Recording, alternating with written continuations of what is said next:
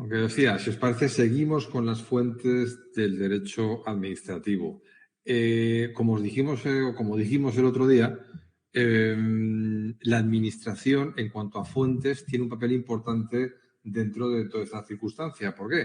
Pues básicamente porque no solamente es que la administración es sujeto receptora de normas, de fuentes del derecho, sino que además es sujeto activo, por lo que decíamos el otro día, porque la administración es la que ayuda al gobierno a preparar los proyectos de ley, porque la administración trabaja para el Congreso cuando hace legislación delegada, ¿vale? Ya sea decretos leyes o a través de textos refundidos o textos articulados, es lo que vimos, pero luego porque también la administración tiene una fuente genuina de derecho administrativo, ¿vale? Esta fuente es el reglamento. En nuestro caso, que vamos a ver de esto es las ordenanzas. Un tema importantísimo que tenemos que ver aquí, un tema importantísimo es el tema de, un segundito, de, bueno, pues cómo afecta el reglamento y cómo estas cosas van aquí. ¿Por qué? Pues porque tiene su importancia, sobre todo, como hemos dicho, en el ámbito local, fíjate, pues con las ordenanzas y los reglamentos y todas estas historias. Fijaros una cosa, como decía antes aquí, sigo el García de Enterría, pues por reglamento se entiende toda disposición normativa de carácter general de rango inferior a la ley que emana del Poder Ejecutivo en virtud de esa potestad reglamentaria. Es decir, se llama de una forma sencilla reglamento a toda norma escrita dictada por la Administración. ¿Qué ocurre? Bueno, pues que el reglamento tendríamos que señalarlo como una norma, ¿vale? Que está por debajo de la ley, ¿vale? Y que, bueno, pues es una fuente de protección normativa muy importante. La primera cuestión que tenemos que deslindar es: una administración pública emite actos administrativos y también puede establecer reglamentos. Cuando hablamos de reglamentos, hablamos de disposiciones normativas. Cuando hablamos de actos administrativos, en la administración local podemos hablar de resoluciones.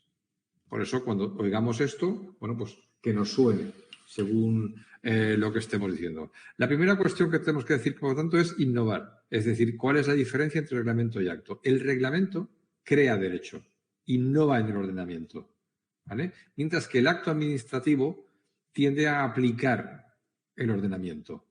Por tanto, el acto se agota por su cumplimiento, mientras que el reglamento crea derecho.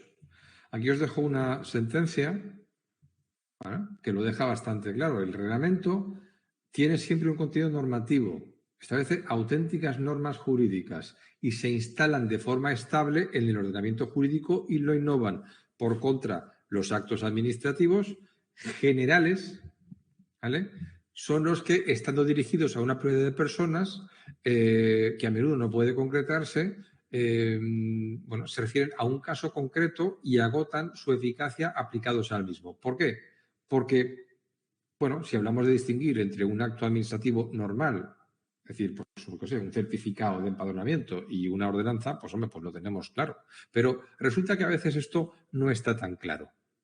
Fijaros, por ejemplo, que las relaciones de puesto de trabajo hasta 2014 pues se consideraban que eran fruto de la potestad de autoorganización y se decía que eran auténticos reglamentos orgánicos, reglamentos internos de la propia administración. A partir de 2014 se entiende como un acto administrativo. Ya veremos que eso tiene importancia, por ejemplo, en el régimen de impugnaciones.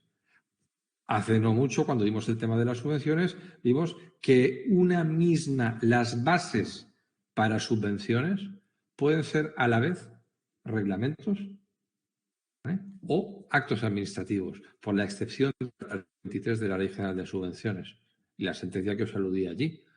Si tú haces unas bases de subvenciones que tienen vocación de permanencia y de perdurabilidad en el ordenamiento jurídico, 17 de la Ley General de Subvenciones, a través de ordenanzas o bases de ejecución del presupuesto, ordenanza general o específica. Pero si tú creas unas bases para conceder una subvención que se va a agotar con su concesión, lo que decíamos de las ayudas al COVID en su momento y tal, se tramitan directamente con la convocatoria, que es la excepción que pone. En este caso, por ejemplo, esta sentencia que os saludo aquí, de hecho en el Fiscalización Local del blog tenemos también desarrollado esto, si queréis podéis mirarlo. Lo que nos encontrábamos aquí es que las bases generales tienen consideración de norma jurídica y las bases, digo, de bases generales de selección de personal, porque esto lo que se regulaba era una orden de selección de la Guardia Civil, creo, hablo de memoria. Y entonces, claro, en materia de recursos se decía, claro, usted no puede recurrirlo porque esto es se recurre porque es un acto administrativo, entonces ya no es un reglamento, el reglamento no se puede recurrir administrativamente y tal. Bueno, total, que lo que dice el Supremo es esto, diferencia entre un acto plurimo o un acto general frente a una norma. Y en principio viene a decir que las bases generales de selección de personal son reglamento. Luego las bases normales, las que conocemos de tal, pues esas son actos administrativos. Quiere decir que cuando ya os he aportado varias, es que el tema a veces no está tan claro deslindar cuando estamos ante un acto administrativo, cuando estamos a un reglamento. Límites materiales del reglamento. En primer lugar, hay una reserva material. ¿Material por qué? Pues porque hay materias que la Constitución dice que son reguladas por ley. ¿Eso es regular por ley? Pues si lo dice la Constitución, pues evidentemente eso no se puede regular por un reglamento. Luego hay un límite formal. Aquellas materias que, aunque no diga la Constitución que sean reguladas por ley, si se regulan por ley, pues ya no podrán ser reguladas por el reglamento. Nos vamos a 198.2 de la LEPAC.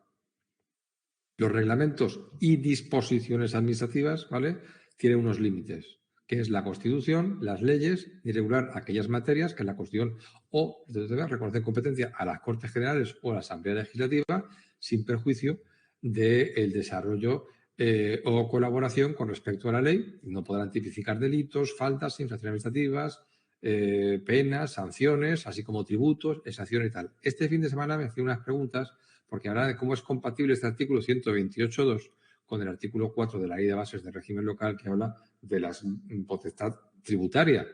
Claro, por eso siempre digo que es importante este tema, porque evidentemente la alumna que me hizo la pregunta pues no había mirado este tema o no controlaba la jerarquía de fuentes en el ámbito del derecho administrativo. Es decir, a ver, la administración local tiene, como os dije siempre, una autonomía administrativa, no es política. ¿Por qué? Porque la administración local no puede hacer normas. No puede hacer, leyes, que es la autonomía política que tienen las comunidades autónomas. Lo que puede hacer la administración local es ordenanzas. Y tiene la potestad tributaria, pero ¿es una potestad tributaria originaria? No. La originalidad tenemos en el 132 de la Constitución, donde corresponde al Estado la potestad de tributos con arreglo a la ley, a través de las leyes. ¿Vale? Sin embargo, ¿cuándo puede hacer o en qué medida tiene potestad tributaria las corporaciones locales? En la medida en que una ley se la reconoce, que es lo que marca esto. Si no dice que tú no puedas claro que puedes establecerlo, pero la ley que establece los tributos locales es la ley de haciendas. Entonces, sí tiene potestad tributaria, ¿vale? Y puede establecer tributos. Lo que no puede es crearlos. ¿Vale? El artículo 17 de la Ley de Haciendas Locales. Luego tiene límites formales, el procedimiento. ¿Por qué? Pues bueno, porque la potestad reglamentaria requiere un procedimiento. En este caso, el artículo 105 dice, la ley regulará el procedimiento de elaboración de las disposiciones que les afecten. ¿Vale? Bueno, pues bien. La ley regulará. ¿Qué ley? Pues las que vamos a ir viendo. En principio, nos encontramos con ese procedimiento de elaboración, tiene unos principios generales, que son los que tenemos que ver, que son los que marca la LEPAC, genéricos para todas y luego para la Administración, que vienen marcados en primer lugar con el artículo 133. El artículo 133 lo tenemos que tener, digamos, interpretado de acuerdo con la sentencia 5518 del Tribunal Constitucional, que tenéis referencia en la nota de la ficha. ¿Vale? Fijaros que os lo he puesto en rojillo. Entonces, ¿qué dice esto? Pues lo que viene a decir esto es que de estos artículos entendemos que es de aplicación para todas las administraciones. El primer inciso del párrafo primero es hasta consulta pública y luego el primer párrafo del punto cuarto. Lo demás sí es aplicable, ¿vale? Pero en la referencia al Estado. Es decir, las comunidades autónomas pueden establecer otras fórmulas de consulta web o consulta pública. Pero en principio, si tú no tienes otra establecida, aplicarías esto, que es un poco como se ha salvado la de esto. Dice en este caso, contiene normas de comparecido tenor, ¿vale? Que pueden regular a través de bases de legislaciones públicas, ¿vale? Aplicables como tales a cuestiones procedimentales de detalle, desbordando el ámbito de lo básico. Lo que os decía. Aquí lo que está diciendo el Tribunal Constitucional es que el artículo del PAC ha desbordado la legislación básica.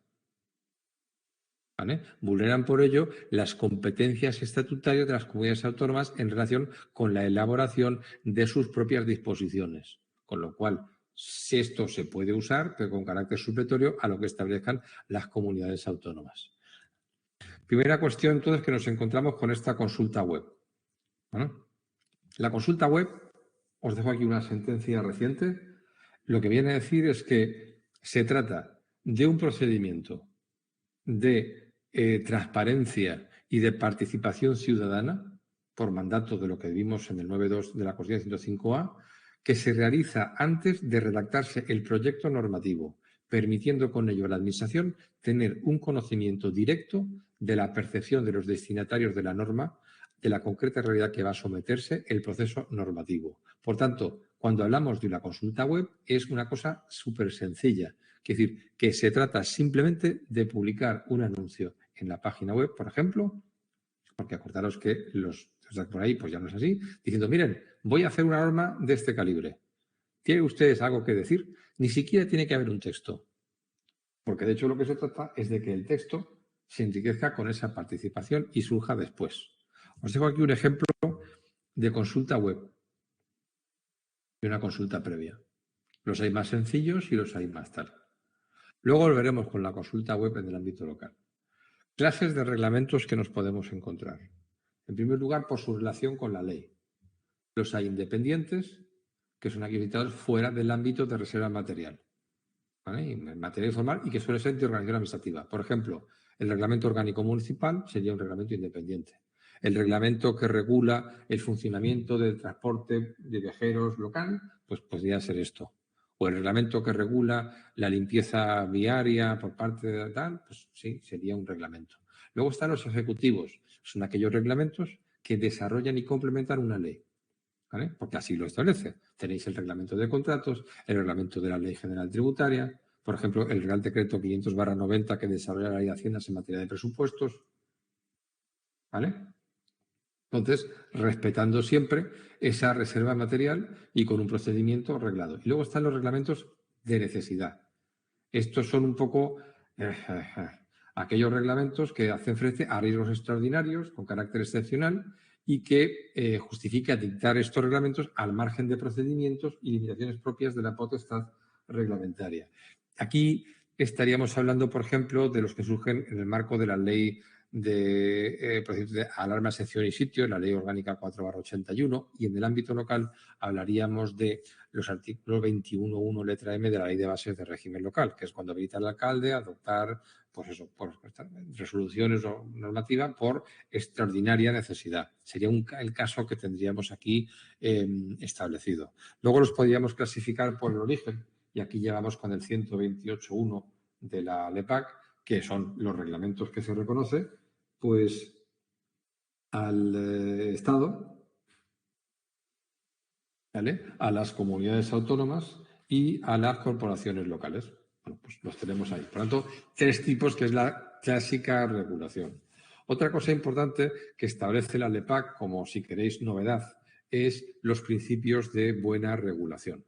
Lo que viene a establecer del artículo 129 es que el ejercicio de la iniciativa legislativa y la potestad reglamentaria actúa con los principios de necesidad, eficacia, proporcionalidad, seguridad jurídica, transparencia y eficiencia. Y lo que dice es que en la exposición de motivos o en el preámbulo quedará suficientemente justificada la actuación de dichos principios. ¿Vale? ¿Qué quiere decir esto? Es decir, ¿hay que motivar un reglamento? A ver, evidentemente un reglamento no es preceptivo motivarlo. Es decir, no tenemos el equivalente al artículo 35 de la LEPAC que habla de la motivación de los actos administrativos. Lo que viene a decir, y os dejo aquí 3 sentencias en las fichas, ¿vale?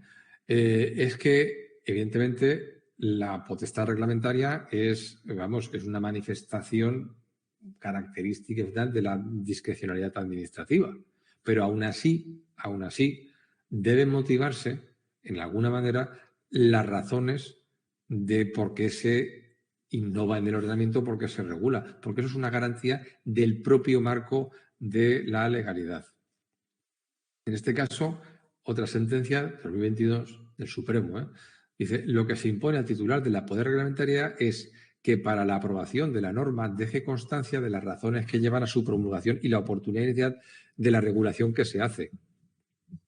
¿Vale? Otra cosa es que no se compartan a la hora de recurrirlo. Y en este caso, y ya dejo un poco así, es decir, lo que viene a decir es la condena por inactividad, que también decir, ¿es obligado dictar un reglamento?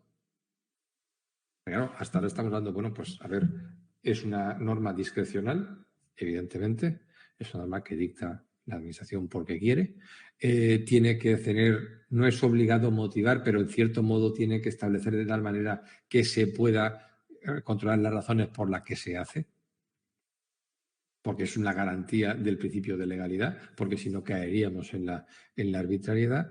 Y luego nos encontramos, es decir, ¿qué ocurre cuando hay o cuándo podemos decir que hay omisión reglamentaria?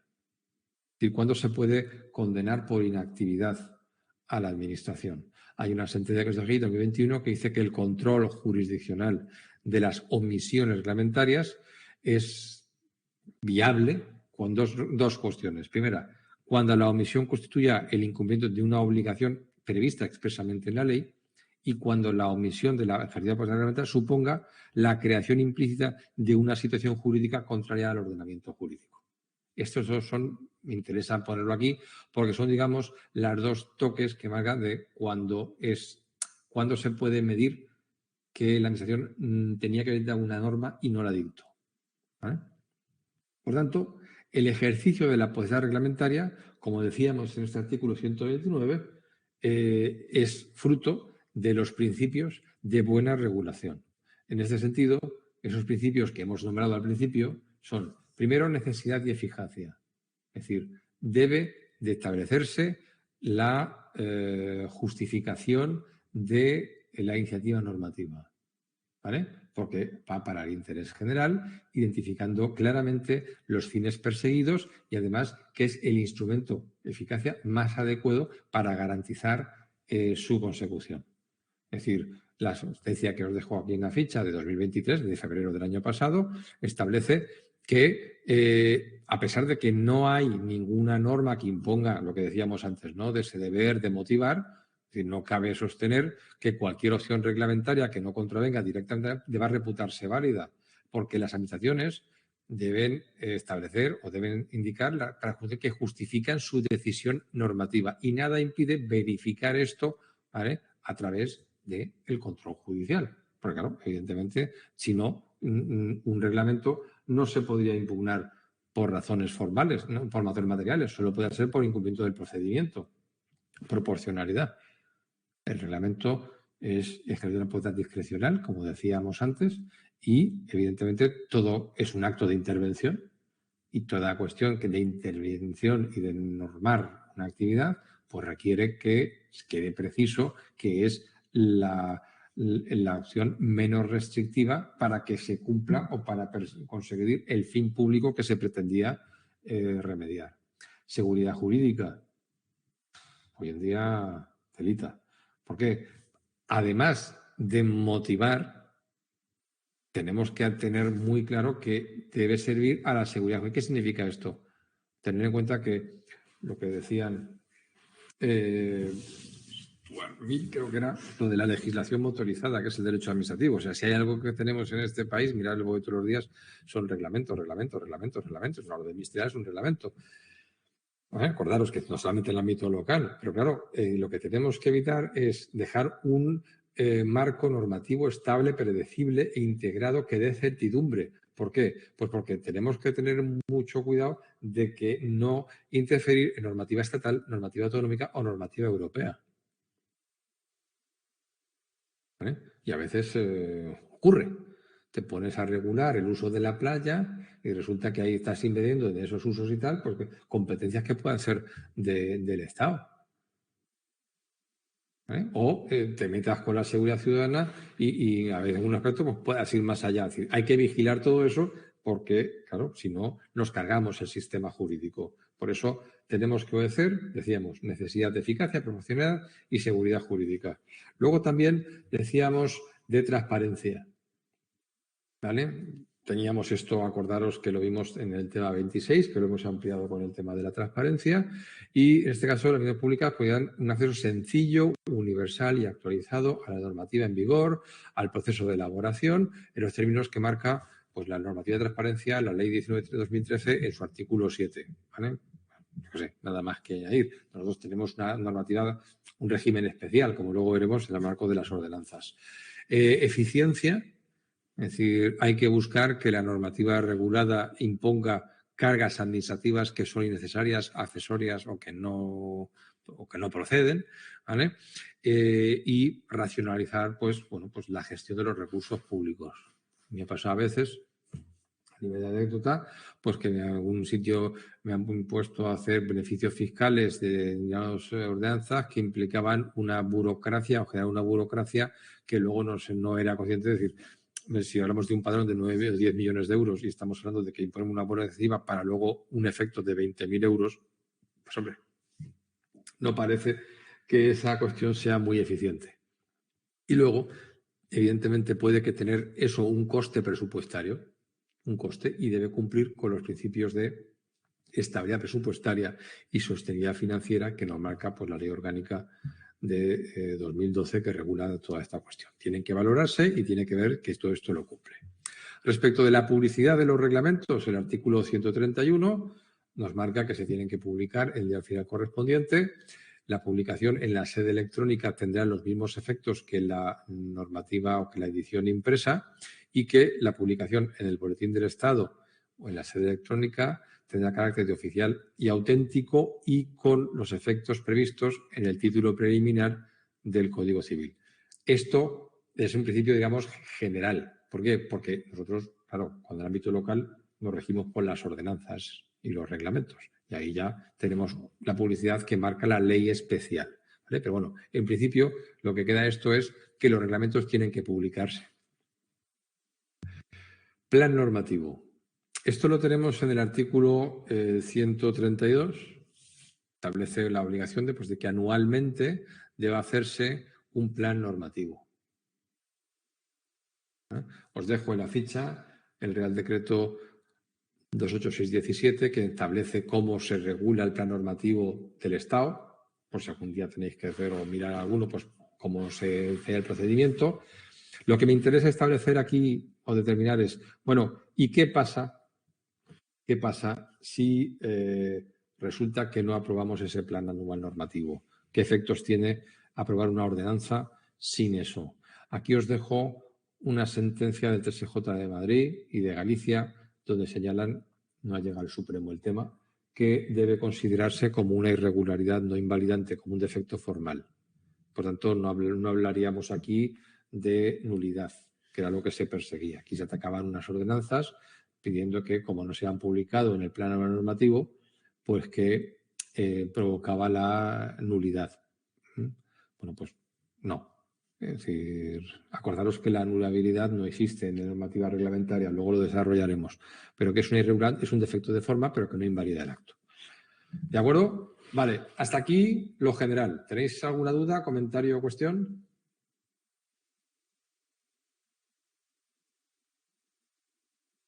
¿Vale? Son principios. Acordaos que esto estaba ya pues, con la sentencia del Constitucional bastante limitado. Y ahora vamos a ver la especialidad, quitando que en el tema 13 lo veremos con mucha mayor profundidad, pero vamos a ver las especialidades de la administración local. En un principio, cuando redacté este tema, pues lo tenía aquí puesto, luego desarrollamos con el tema 13, pero bueno, lo dejo aquí y ya avanzamos algo. En este caso, como ya sabéis, viene reconocida por el 128.1, que hemos hecho antes alusión, en cuanto a la administración local. El artículo 4.1, que habla de potestad reglamentaria, que reconoce, que lo he dicho antes, las distintas potestades. Lo tenemos en el artículo 22.2 de la Ley de Bases de Régimen Local. Es decir, hay materias que se atribuye la competencia al ámbito local, pero la potestad reglamentaria sobre esas materias está atribuida al Pleno. Es decir, el alcalde, salvo si consideramos los reglamentos de necesidad del artículo 21.1 letra M como un reglamento de necesidad, el alcalde no puede dictar ordenanzas. Y luego, para las provincias, pues el Pleno, para la Diputación Provincial. En cuanto al procedimiento, tenemos aquí lo mismo, lo de la consulta pública. ¿Vale? Bueno, pues esto es un poco lo que decíamos. Aquí hablaba de la consulta pública, de los elementos que tiene que tener, ¿vale? Perfecto. ¿Qué nos interesa de la consulta pública hoy en día? Primero, la consulta pública es obligatoria, sí o no, a diferencia del plan anual normativo. Aquí os dejo una sentencia del TSJ de Galicia que establece que la nulidad. ¿Vale? ¿Por qué? Primero, porque la consulta pública es, como hemos dicho antes, necesaria para garantizar la efectiva proyección en la futura norma de las opiniones de los destinatarios y de quienes realicen aportaciones, y que sean ponderadas antes de la aprobación inicial. Antes de la aprobación inicial. Es decir, ¿qué consecuencias tiene la omisión? Lo que dice esta sentencia es que, claro, al tratarse de un trámite de que 49 no se puede suplir porque debe ser previa, mientras que la información pública que aparece en el artículo 49, que luego veremos, esa información no es la consulta web, porque ya tienes un texto inicial. Por tanto, el TSJ de Galicia establece la nulidad. ¿Vale?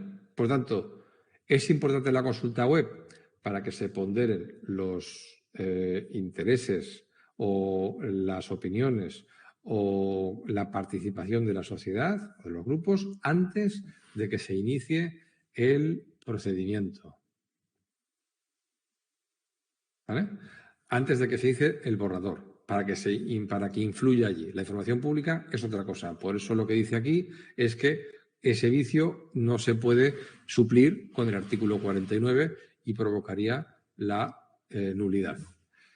¿Cuánto deberíamos nosotros darle? Aquí ya podemos hablar de muchas cosas. Yo lo que me fijo es pues, un dictamen del Consejo Consultivo, que es como el Consejo de Estado pequeñito de la Comunidad Valenciana, donde habla de un plazo de 20 días. ¿Podría aplicarse por analogía no inferior a 15 de la ley del Gobierno? Sí. ¿Podría incluso que no sea inferior a 10 días, que es el plazo de audiencia que marca el 82 de la LEPAC? Pues también. ¿Vale? Pero lo que se llega a proponer el Consejo Consultivo de la Comunidad Valenciana son 20 días. Como tampoco hay nada que lo diga, pues nos quedamos ahí, 20 días, ya está. No hace falta 30 días. ¿Vale? Y ahora vamos con las cuestiones. En primer lugar, normativa urbanística. ¿Es preceptiva la consulta web? No. Sentencia de febrero de 2023 del Supremo, calentita. Salvo que lo diga la normativa urbanística. Dice, no rigen en la aprobación de los instrumentos de ordenación urbanística la normativa contenida en la Ley de Procedimiento Administrativo Común para el procedimiento de aprobación de las disposiciones reglamentarias, sin perjuicio de que pudiera establecerse remisión expresa en la normativa autonómica. Por tanto, en normativa urbanística no es precisa la consulta web. Segundo, en las ordenanzas fiscales tampoco. Sentencia del Supremo de enero de este año. las ordenanzas fiscales locales constituyen legislación especial, por lo que no se les aplica este trámite con el mismo argumento que teníamos allí. Y luego, la sentencia que os he dejado del TSJ de Galicia ha sido recurrida en el Supremo. ¿Vale? ¿Y esta qué se recurría? Una prestación patrimonial pública no tributaria, que os recuerdo que tiene que ser regulada por ordenanza.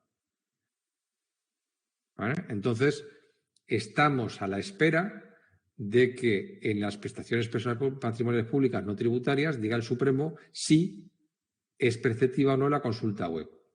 Pero como no es una normativa especial, probablemente, y aquí estamos dentro de Dan, si el Supremo dice que no es necesaria, haga que la consulta web no sea necesaria en el ámbito local.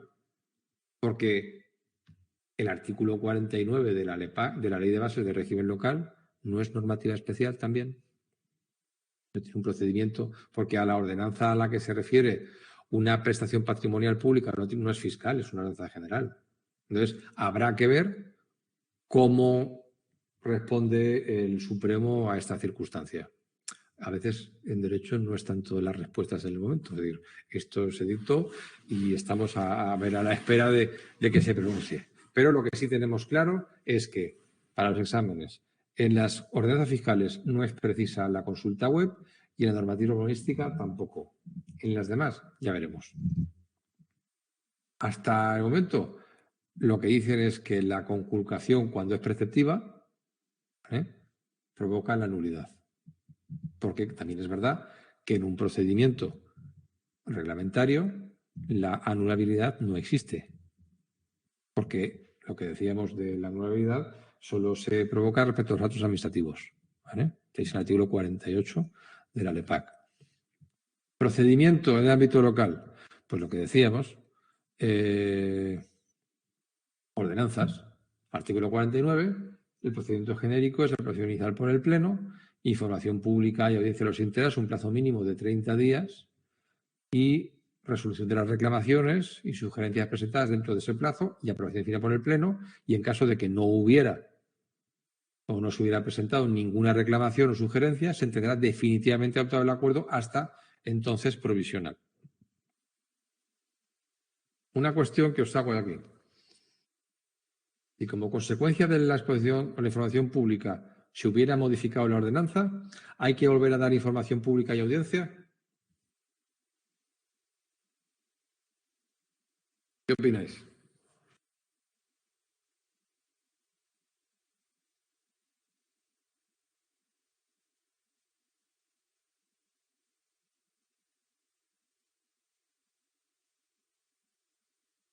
Pues no. No, entre otras cosas, porque os dejo una sentencia en la nota de la ficha de 2021 que dice que solo habría que volver a dar si la modificación fuera sustancial. ¿Vale? Sobre la necesidad de reiterar el trámite de audiencia, tuviese alguna consistencia, habría sido necesario que la demandante justificase que los cambios introducidos constituyen modificaciones sustanciales del texto, tanto por la relevancia intrínseca de las alteraciones como por su significación relativa. ¿Vale? Por lo tanto, en principio, muy gorda tiene que ser para que la modificación que se haga sobre el procedimiento, sobre la ordenanza, justifique una nueva información pública y audiencia. ¿De acuerdo? Vale. Respecto a lo que me planteas, Juan, que si quieres ser competente para aprobar el plano normativo, yo te voy a decir que mi ayuntamiento lo hace el pleno. Y te voy a decir que yo no estoy de acuerdo. Yo entiendo que el plan anual normativo no tiene una duración superior al año, porque es anual, y no tiene, si además hemos dicho que no tiene una virtualidad, porque su omisión es una irregularidad no invalidante, pues en principio yo creo que por la competencia debería ser el alcalde. Pero, pues esto ya va con los sitios. En mi ayuntamiento, por ejemplo, pues cuando oyen plan, entienden pleno. Y a veces esto pues tiene sus cosas, porque por ejemplo pues un plan de marketing turístico pues lo llevan al pleno. ¿Por qué? Porque es un plan. Y el plan pleno, no sé. A veces son manías. ¿Y eso qué pasa? Nada, siempre y cuando esté el alcalde en el pleno. ¿Vale? Porque es un poco lo que hablamos. Yo lo veo así. Yo entiendo que es competencia residual y que como en ningún sitio pone que lo tiene que aprobar, el plan lo aprueba el alcalde. Es decir, ya está. Porque además la iniciativa de la potestad reglamentaria la tiene el alcalde, porque es el que lleva la administración. Sí, pero el plan estratégico de subvenciones tiene, claro, cuando tú pones a un plan estratégico, estamos hablando de más de un año. ¿Vale? Y como el plan estratégico puede afectar a ejercicios futuros, podría entenderse, se podría discutir que es de pleno. ¿Vale? Tampoco pone que es el plan tal, pero cuando es un plan estratégico y que marca acciones, a fin de cuentas el plan de subvenciones que establece pues la actividad que vas a fomentar durante un periodo de tiempo X. Y para conseguir los fines que se deben ahí, pues hombre, tiene que tener una duración superior al año. ¿Vale? Otra cosa es que yo el mío los hago anuales. Pero entiendo que debiera hacerse a más. Entonces, al ser estratégico, igual sí se justifica que sea el pleno. ¿Vale? Pero el plan normativo, yo entiendo que no se justifica, vaya, que tendría que ser el alcalde. Pero insisto, en el ayuntamiento lo hace el pleno. ¿Cómo se controla o cuál es el control de la potestad reglamentaria? Lo que os decía un poquito al principio. Es decir, la potestad reglamentaria está sujeta a unos límites tanto materiales y formales, de modo que cuando te los saltes provocaríamos la invalidez. ¿Vale? Lo que ocurre es que esa invalidez no puede ser fruto de la anulabilidad, solo es nulidad. ¿Por qué? Porque el 47.2 habla de nulidad. También serán nulas, de pleno derecho, las disposiciones administrativas, ergo reglamentos, que vulneren la Constitución, las leyes u otras disposiciones de rango superior, las que regulen materias reservadas a ley y las que establezcan retroactividad de disposiciones sociales no favorables o restrictivas de los derechos individuales. Pero si nos cogemos y nos vamos a ver a más, pues la sentencia del TSJ de Galicia que os hablaba antes, precisamente decía que viene la nulidad porque además no se admite la anulabilidad para las disposiciones administrativas de carácter general, con relación a las cuales la invalidez despliega sus efectos en su grado máximo. Por eso dice que si procedía la consulta web, pues provoca la nulidad. ¿Vale? Por lo tanto, hablamos de nulidad. Es decir, un acto administrativo tiene a nivel de recursos dos posibles vicios. Es decir, la nulidad y la anulabilidad. Luego está la irregularidad de los defectos de forma que no lleguen a anulabilidad. ¿Vale? Pero el reglamento solo tiene un vicio, que es el de nulidad. Por eso, en materia urbanística está la cosa muy fastidiada. Este criterio no os digo que no cambie. ¿Por qué? Porque en materia urbanística se requieren tantos informes, tantos trámites y tanta cosa que, si os fijáis, es dificilísimo sacar un nuevo plan de ordenación estructural, un plan general. Porque siempre falta algún papel sin falta. Y como el vicio no se puede convalidar, pues se voy a la casilla de salida. Entonces, claro, esto está provocando que de alguna manera se tenga que reaccionar ante esto y veremos a ver cómo queda. Pero de momento, hoy día es así. Y en el tema 13 tenéis más sentencias que aluden a lo que os estoy diciendo. ¿Cómo se controlan los reglamentos? Bueno, por la vía penal. ¿Ves? Empiezo fuerte. 506 del Código Penal. Es decir, la autoridad funcionario que careciendo de atribuciones para ello evitar una disposición general o suspender su ejecución, pena de prisión. Vía jurisdiccional. Los jueces y tribunales no aplicarán reglamentos contrarios a la Constitución, a la ley y al principio de jerarquía normativa a través de los recursos administrativos. ¿Vale? Es decir, Contra las disposiciones de carácter general no cabrá recurso en vía administrativa.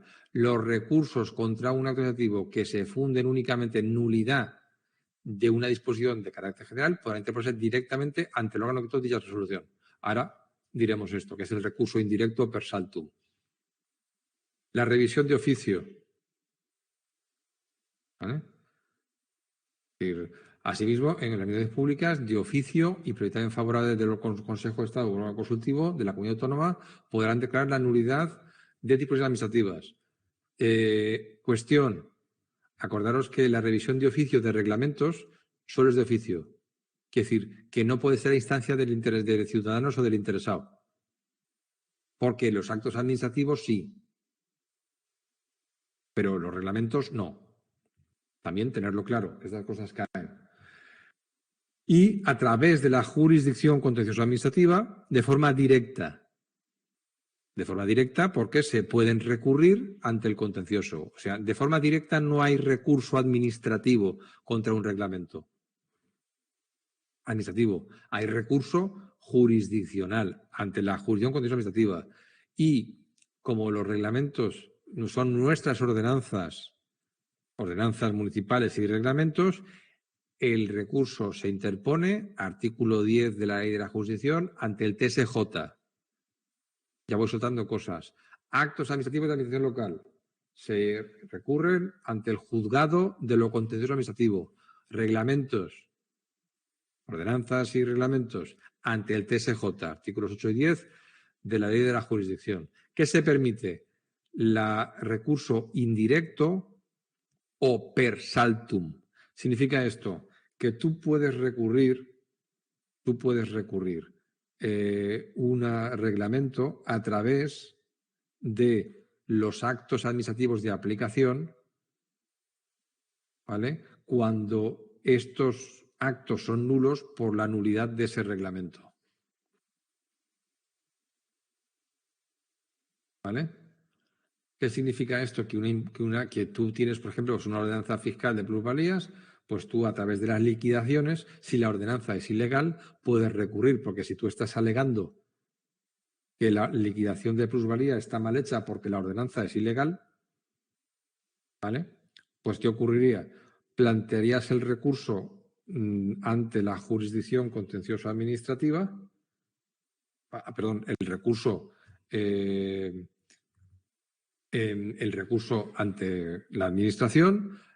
Si la administración tuviera razón, tendría que proceder a revisión de oficio, y si vas ante el contencioso, lo pondrás ante el acto, que es ante el juzgado de lo contencioso, y como él no puede derogar o no puede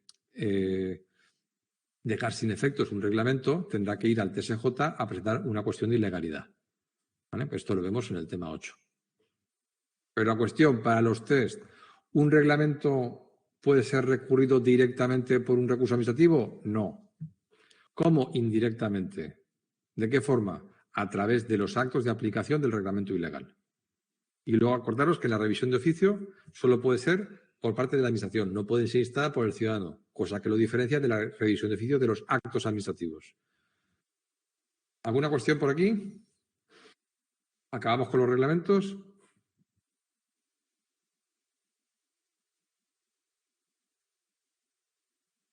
Perfecto, pues vamos a ver otra. Bueno, vamos con la costumbre. Claro, con toda la tabarra que os he dado, pensar que la costumbre es una fuente del derecho administrativo es un poco tal. ¿Vale? ¿Por qué? Porque la costumbre va en contra de la seguridad jurídica. Y claro, cuando hablamos del ejercicio de potestades exorbitantes del derecho común, pues tiene un poco o carece de sentido. Sin embargo, en el ámbito local sí tiene su importancia. ¿Por qué? Pues porque el ámbito local viene de la Edad Media, viene de la Reconquista, viene de las 7 partidas, viene de todo esto. Y en este caso, pues, claro, tiene una raigambre muy fuerte. La costumbre es una norma creada por el uso social y que es la sociedad la que admite como práctica por su uso reiterado y uniforme con la condición de que es obligado. ¿Vale? Tal y como hemos dicho, es difícil que la encontremos, pero sí podemos encontrar la costumbre en el derecho local sobre todo en dos cuestiones. Primero, que la costumbre sea invocada por la ley. Es decir, que la ley diga que esto será de acuerdo con la costumbre. Claro, así sí. O de una forma indirecta, cuando la costumbre la tildamos como la práctica administrativa, de forma que cuando la administración vaya contra su costumbre, contra su práctica, tenga que motivarlo. Por eso, digamos que cuando tú dices el artículo 35 de la LPAC que los actos que se separen del criterio seguido de actuaciones precedentes requerirán motivación. ¿Vale? Yo qué sé, está estirado un poquito, pero bueno, ejemplos, que es a lo que vamos. El artículo 23 de la Ley de Bases de Régimen Local, el Concejo Abierto. Acordaros el otro día que vimos que el municipio tiene dos formas de administración, que es el ayuntamiento y el Concejo Abierto. Bueno, pues en cuanto al funcionamiento de la asamblea vecinal, su funcionamiento será de acuerdo con los usos y costumbres y tradiciones locales. Y en su defecto, ley de bases de régimen local o la normativa de régimen local autonómico. 37 del texto refundido de régimen local. Los bienes comunales.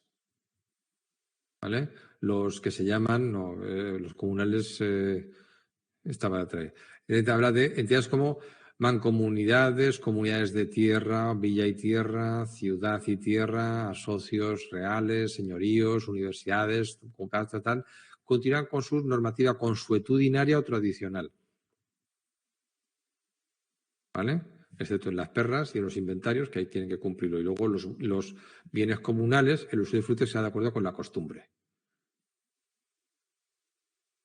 ¿Vale? Pues bueno, pues esto es un poco ejemplos de costumbre legalizada. Eso sería lo que tenemos como fuente del derecho administrativo. Luego están los principios generales del derecho. A ver, ¿hasta aquí alguna cuestión que cambiamos de esto? No me decís nada, ¿vale? Si me da eso, me pegáis una voz y seguimos. Principios generales del derecho. Bueno, pues, bueno, es decir, el artículo 1 del Código Civil habla de como fuentes del ordenamiento jurídico la ley de costumbre y los principios generales del derecho. Decíamos el otro día que el derecho administrativo era un derecho estatutario propio de la administración, ¿no? Que regulaba a esto. Entonces, bueno, pues ese derecho propio de la administración ha ido generando pues una serie de principios que informan el ordenamiento jurídico y que hacen que establezca una forma, un modo de interpretar las normas o interpretar la legislación. La legislación establece que expresan valores materiales básicos de un ordenamiento jurídico, sobre los cuales se constituye como tal las convicciones ético-jurídicas fundamentales de una comunidad. ¿Dónde los vemos? Pues mira, pongo aquí ejemplos que podemos ver.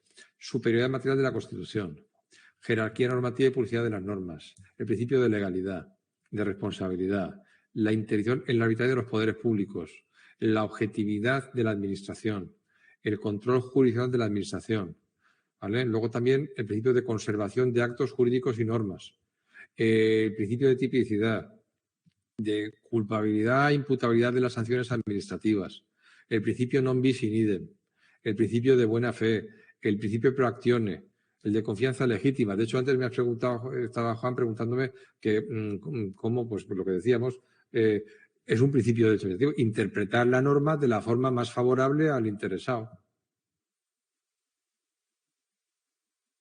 ¿Vale? Es decir, el principio de pro actione, pues que el procedimiento se encamina a la acción, a tener una respuesta sobre el fondo del asunto, ¿vale? El principio de buena fe, ¿vale? Todos estos son principios que tienen que informar. Y muchas veces, cuando tú estás trabajando y tienes dudas, realmente el sentido común a veces viene marcado por estos principios generales del derecho. Y cuando tú conoces un poquito el derecho administrativo, pues tú vas, bueno, pues mandando un poco o interpretando, ¿no? De la forma que decíamos. Lo que decíamos antes, al final el sentido común suelen ser estos principios que tenemos metidos en la psique de tanto, bueno, pues de estudiártelo y de mirártelo. Y es como va mandando. Venga, pues, la jurisprudencia. ¿Qué es la jurisprudencia? Bueno, me pongo un poco aquí, decía Ulpiano en el digesto, que es el conocimiento de las cosas divinas o humanas, de la ciencia, de lo justo y de lo injusto. Y dices, bueno, vale, pues me has quedado así, muy así, pero bueno, la prudencia del derecho, es decir, es una forma de cómo tal, pero desde un punto de vista doctrinal, Diego establecía que es el criterio constante y uniforme de aplicar el derecho mostrado en las sentencias del Supremo o el conjunto de sentencias del Supremo por las que éste se revela un modo uniforme de aplicar el derecho. Vale. Vale. Bueno, ya vamos teniendo un poco de esto. En derecho positivo. En derecho positivo, me tengo que ir al Código Civil. Artículo 1.6. La jurisprudencia complementará el ordenamiento jurídico con la doctrina que de modo reiterado establezca el Tribunal Supremo al interpretar y aplicar la ley, la costumbre y los principios generales del derecho. Aquí tenemos varias cosas que son importantes de establecer. Primero, que es una pregunta que cuando la clase pues, la daba de forma presencial, pues paraba y miraba. Pero, a ver, para que haya jurisprudencia tiene que haber 2 sentencias mínimo, porque habla de modo reiterado. ¿Vale? 2 sentencias. Es decir, es lo que tiene que haber. Por lo tanto, una sentencia no hace. 2, hay lo que se llama, no sé, ahí ya entramos, hay una jurisprudencia del Tribunal Supremo y luego hay una jurisprudencia del Tribunal de los Tribunales Superiores de Justicia. ¿Por qué? Porque hay un derecho autonómico que tiene como tope el TSJ de su comunidad autónoma y luego hay normas de carácter estatal que tienen el tope en el Tribunal Supremo. Entonces, está la jurisprudencia del Tribunal Supremo y luego de cada Tribunal Superior de Justicia. Y luego hay otra cosa que es importante, que es decir, al final, cuando decimos que es una sentencia, y esto viene marcado, a veces, una sentencia y a veces un acto administrativo, es decir, un procedimiento de resolución. Y en este caso dice, una sentencia, yo siempre he dicho, he estudiado, es la norma jurídica perfecta. ¿Por qué? Porque, claro, las normas jurídicas, las leyes, se aplican con carácter general. Y luego llega el caso concreto. Y para dar justicia, recuerda que justicia es la constante y perpetua voluntad de dar a cada uno su derecho. Bueno, pues para darle a cada uno su derecho, tenemos que aplicar la ley. Pero también tenemos que aplicar los principios generales del derecho. ¿Vale? Y para ese supuesto de hecho, la interpretación que da la normativa cuando establece la sentencia es la norma jurídica que casa perfectamente con eso. Y ahí aplicamos la ley, aplicamos la jurisprudencia, lo aplicamos la costumbre, ¿no? Los principios generales del derecho. ¿Vale? También, por ejemplo, establece en la Ley de Enjuiciamiento Civil, establece que se considerará que un recurso presenta interés casacional cuando se oponga a la doctrina jurisprudencial del Tribunal Supremo. Es decir, que tiene aplicación, porque si el recurso que tú planteas, es decir, un acto administrativo, se opone a la forma en que marca la jurisprudencia del Tribunal Supremo. Y llega Adán, llega judicialmente ahí, y dice, pues tiene interés casacional porque se opone. ¿Vale? Pregunta que os hago, ¿significa esto que no se puede cambiar la jurisprudencia del Tribunal Supremo?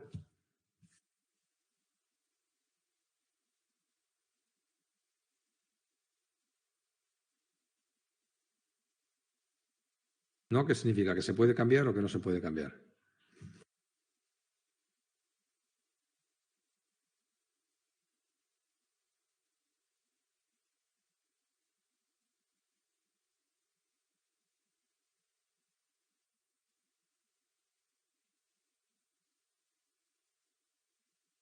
Se puede cambiar. Os dejo una sentencia del año pasado donde dice que la función de complementar el ordenamiento jurídico atribuida a la jurisprudencia lleva implícita la evolución de los criterios hermenéuticos y de la interpretativos, es decir, la posibilidad de un cambio de orientación, siempre que este cambio se funde en una nueva interpretación razonable y no arbitraria. Por eso, es decir, resulta incompatible con la naturaleza del recurso de casación, en este caso, invocar el principio de irretroactividad. Ya que un traslado de la retroactividad de las leyes a los cambios jurisprudenciales haría que estos procesos evolutivos no fueran posibles. ¿Vale? Y que no se pudieran plantear esos pleitos, con lo cual, es decir, no conllevaría que no se pueda cambiar. Luego tenemos otro tipo de, ahora le ponemos comillas, de jurisprudencia, que es la de constitucional. Claro, aquí el constitucional no es jurisprudencia, el constitucional no es un órgano judicial.